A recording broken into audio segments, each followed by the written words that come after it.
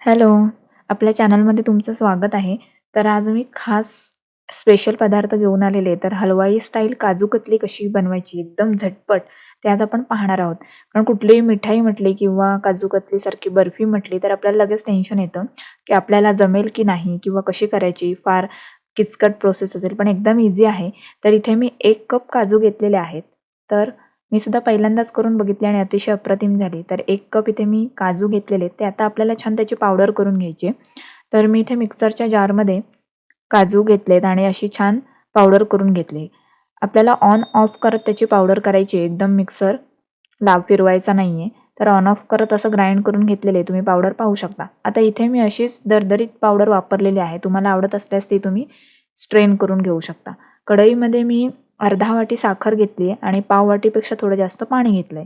पाक करून घ्यायचा आहे. तर इथे प्रमाण घेताना आपल्याला काजूच्या निम्मी साखर आणि साखरेच्या निम्म किंवा त्यापेक्षा थोडं जास्त पाणी वापरायचं आहे आणि लो हीटवरती आपल्याला ही छान साखर मेल्ट करून घ्यायची आणि साधारण एक तार येईपर्यंत असा पाक आपल्याला करून घ्यायचा आहे. तर एक 5 ते 7 मिनिटामध्ये आपला पाक लगेच रेडी होतो. तुम्ही पाहू शकता.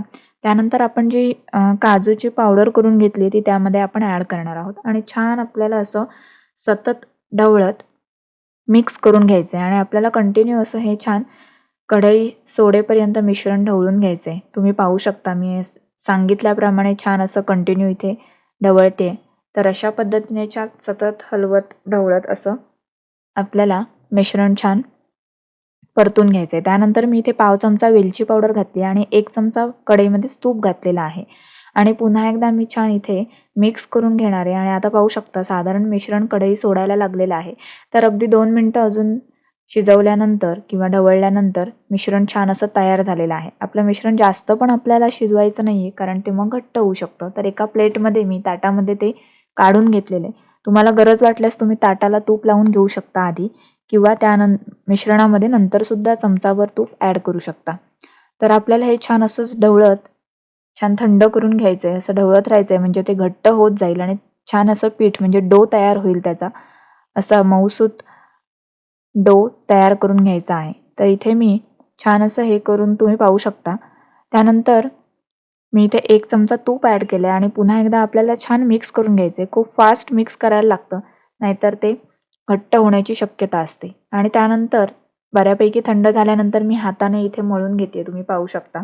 तर अशा पद्धतीने हाताने आपल्याला त्याचा छान असा डो करून घ्यायचा आहे. तर अशा परफेक्ट मी डो करून घेतलेला आहे. त्यानंतर इथे मी एक पेपर घेतलाय. तुम्ही बटर पेपरचा वापर करू शकता. मी रॅपिंग पेपर घेतलाय. बटर पेपर अवेलेबल नसल्यामुळे त्याला थोडंसं आपण हाताचंच तूप लावून घ्यायचं आणि अशा पद्धतीने आपल्याला ते स्प्रेड करायचं आहे. त्यावर पुन्हा एकदा दुसरा मी रॅपिंग पेपर ठेवलेला आहे आणि त्यानंतर थोडंसं प्रेस करून घ्यायचं आहे आणि आपल्या लाटण्याने ते आपल्याला छान असे लाटून घ्यायचे. जसं पोळी लाटतो तसं सर्व बाजूनी आपल्याला जशी जाड पाहिजे तशा पद्धतीने आपण सर्व बाजूनी छान अशी पोळी लाटून घ्यायची. तर मी इथे उघडून दाखवते. तुम्ही पाहू शकता किती छान एकदम व्यवस्थित स्मूथ अशी पोळी लाटली गेलेली आहे. आता आपण त्यावर सिल्वर वर्क लावणार आहोत, चांदीचं वर्क. तर अशा पद्धतीने मी इथे चांदीचं वर्कसुद्धा त्यावर लावलं. किती टेम्प्टिंग आणि छान दिसतं. तर मी चांदीचं वर्क इथे लावून घेतल्यानंतर एक 5 ते 10 मिनिटं थंड होण्यासाठी ठेवलं होतं आणि त्यानंतर आता आपल्याला काजू कतली कापून घ्यायची. अगदी सोपी प्रोसेस आहे. अर्ध्या ते पाऊण तासामध्ये काजू कतली रेडी होते. अगदी हलवाई स्टाईल म्हणजे चितळे स्टाईल तुम्ही म्हणू शकता. तर अशा पद्धतीने ही खूप टेस्टी अशी काजू कतली तयार होते. आता इथे मी जी पावडर केली होती, ग्राइंड करून घेतली होती, ती स्ट्रेन करून घेतली नव्हती, तशीच वापरली होती. कारण थोडंसं दाटसरपणा छान वाटतो खाताना.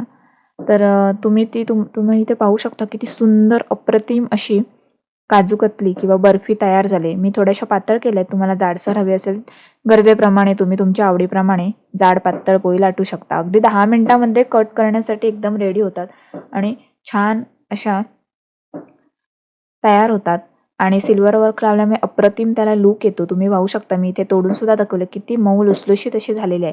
अजिबात घट्ट झाली नाही आहे. मी सांगितल्याप्रमाणे 1 ते 2 चमचे तुपाचा इथे वापर केलेला आहे आणि सांगितलेलं प्रमाण एकदम परफेक्ट आहे. फक्त आपण जेव्हा पाक करतोय तेव्हा एकतारी पाक करायचा. जास्त पाक जर झाला तर ते मिश्रण कडक होऊ शकतं आणि वड्या कडक होऊ शकतात बर्फी. किंवा जर कमी पाक झाला तर आपल्याला थोडंसं जास्त वेळ ढवळायला लागेल.